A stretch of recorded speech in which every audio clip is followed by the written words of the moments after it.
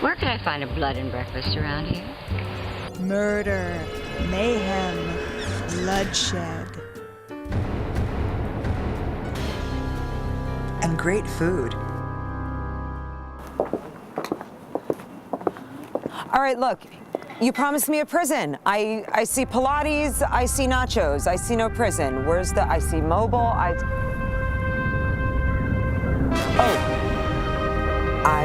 thought it was the high school.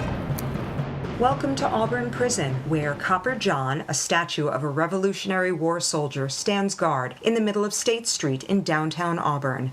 The prison has a lot of history, and maybe even a few ghosts.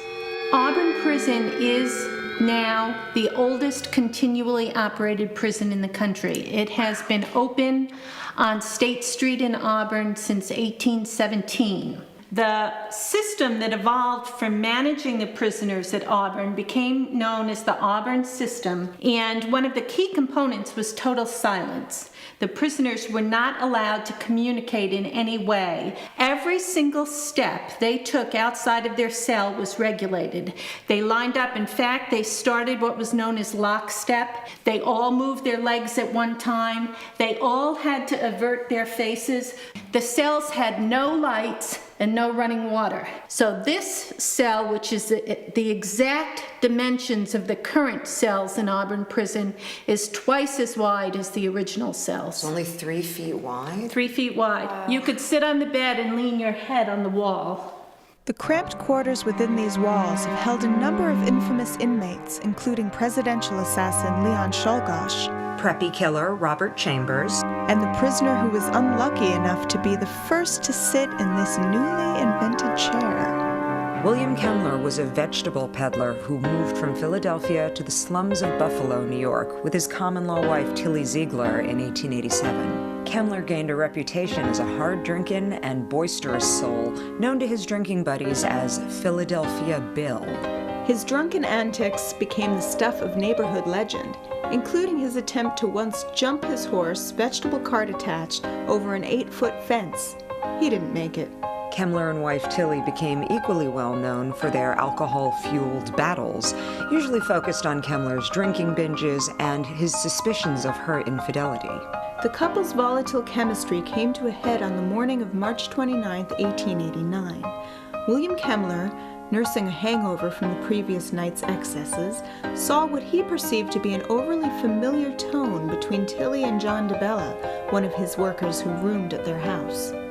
When Kemmler accused her of planning to run away with DeBella, Tilly screamed at him that it was true and there was nothing he could do to stop it. Though she may have only meant to hurt Kemmler with his own jealous paranoia, Tilly's bold answer pushed him into a darker and much more dangerous mood. After readying his wagon for the day's work, William Kemmler picked up a hatchet and returned to his house.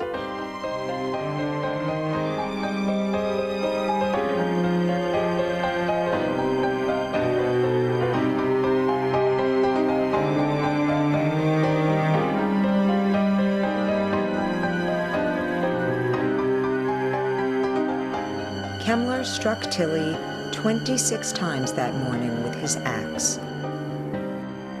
When he was finally through, it would take her 16 more hours to die in the hospital. Kemmler was executed at 7 a.m. on August 6, 1890, before thousands of onlookers. It took 20 minutes and 2 attempts for Kemmler to die. The second jolt was so powerful, his body burst into flame.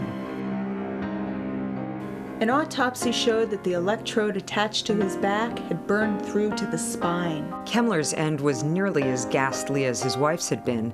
There's never been a report of him haunting Auburn Prison, but with a death like that, we wouldn't be surprised if one day his ghost showed up. Well, that was a depressing historical anecdote. Yeah. Poor guy just got barbecued. Barbecue. Lunch? Yeah. Lunch. Chicken or ribs? Chicken. I'll get ribs, we'll share. Okay. Awesome. We are now at Swabby's, the famous bar in downtown Auburn, and we are standing in front of a replica of the very first electric chair. This comfy chair has been a fixture of Auburn's weirdest pub for nearly 10 years. Swabby's offers an eclectic selection of food and beer, but what most people come to see is the incredible collection of bizarre and twisted art. At least, it's what we at Blood and Breakfast call art. What else would you call an 8-foot-tall replica of Bigfoot? And this coin-operated bit of fun.